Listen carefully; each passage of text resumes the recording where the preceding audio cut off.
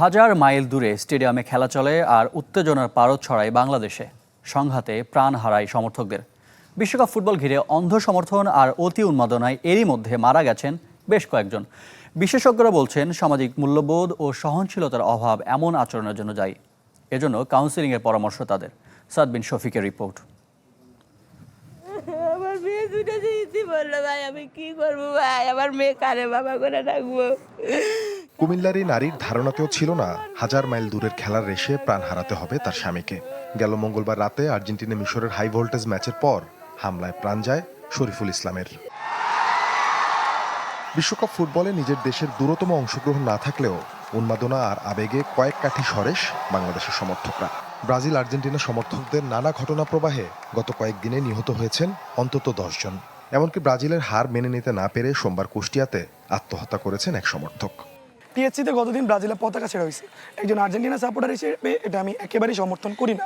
আপনার খেলা আমার ভালো লাগেনি, এটা যেন সমালোচনার জায়গাটাকে যেন ক্রিটিসিজমের জায়গাটাতে থাকে, কখনোই যেন এটা হাতাহাতি, কখনোই যেন এটা ভায়োলেন্স হিসেবে না যায়। আমি একজন আর্জেন্টিনা ফ্যান অ্যান্ড ব্রাজিল ভালো লাগে, সবার ভালো লাগতেই পারে, কিন্তু ভালো লাগার জিনিসটা যাতে খুবই সিরিয়াসনেসের দিকে চলে না যায়। ফুটবল তো কখনো এটা শেখায় না, কোনো কিছু বাড়াবাড়ি তো সবসময় ভালো নয়, আর সংযম প্র্যাকটিস করে সবচেয়ে উপরে। উন্মাদনা থাকবে, ঠিক আছে, সেটাকে একটা মাত্রার মধ্যে রাখা উচিত। শুধু সংঘাতে না, অতিরিক্ত উত্তেজনায় হার্ট অ্যাটাক, শোভাযাত্রায় মোটরসাইকেল দুর্ঘটনা কিংবা পতাকা টাঙাতে গিয়ে বিদ্যুৎ স্পৃষ্ট হয়েও মারা গেছেন কয়েকজন। বিনোদনের উপলক্ষ খেলাকে কেন্দ্র করে কেন এই উন্মত্ততা? মনোবিজ্ঞানী ও সমাজবিজ্ঞানীরা দায়ী করছেন রাজনীতি সহ বিভিন্ন মহলে ঘৃণা চর্চা ও সামাজিক মূল্যবোধের অভাবকে। বিশ্বকাপ দেখুন বায়োস্কোপ প্লাসে, সব নেটওয়ার্কে, সব ডিভাইসে।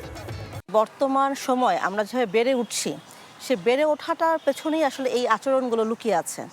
আমরা ছোটবেলা থেকেই এখন আসলে এই নিজের অজান্তে এই জিনিসগুলোকে রপ্ত করে নিচ্ছি, যে সব কম্পিটিশনের যুগ। ইমোশনকে আমরা ব্যবহার করি ওই স্থানীয় বিরোধ, রাজনৈতিক বিরোধ, তারপর হচ্ছে আমাদের যে স্থানীয় এবং সামাজিক যে বিভক্তি আছে, এই বিভক্তিকে তখন উস্কে দেওয়া হয় এবং উস্কে দেওয়ার মধ্য দিয়ে এটা সংঘাতের রূপ নেয়। সুতরাং আমাদের এই আবেগ যেন আমরা নিয়ন্ত্রণে রাখি। খেলাকে এমন সংঘাতময় পরিস্থিতিতে নিয়ে যাওয়ার পেছনে সামাজিক যোগাযোগ ও গণমাধ্যমেরও দায় দেখছেন বিশ্লেষকরা। নতুন করে সংঘাত এড়াতে শিক্ষা প্রতিষ্ঠান ও পরিবারে কাউন্সেলিংয়ের পরামর্শ তাদের। এই তরুণ প্রজন্মকে কিন্তু একটা কাউন্সেলিংয়ের দরকার আছে, যে আমরা বিনোদনের মাধ্যম হিসেবে ফুটবলকে আমরা গ্রহণ করব, কিন্তু তার মানে এই না আমরা নিজেদের মধ্যে বিভক্তি তৈরি করে একে অপরের ক্ষতিতে আমরা লিপ্ত হয়ে যাব। ছোটবেলা থেকেই যদি আমরা আসলে পরিবার থেকে বা সমাজ থেকে যদি শিক্ষাটা পাই যে বড়দেরকে সম্মান করা বা প্রতিপক্ষকে, ছোটরা যখন খেলছে সে খেলার মধ্যেও যাতে একটা পজিটিভ মেন্টালিটি, হ্যাঁ কম্পিটিশন থাকবে, কিন্তু এক পক্ষ আরেক পক্ষকে মেনে নেওয়ার বা ডিসিপ্লিন, খেলার যে ডিসিপ্লিনটা, সেই মোরালটা যাতে থাকে।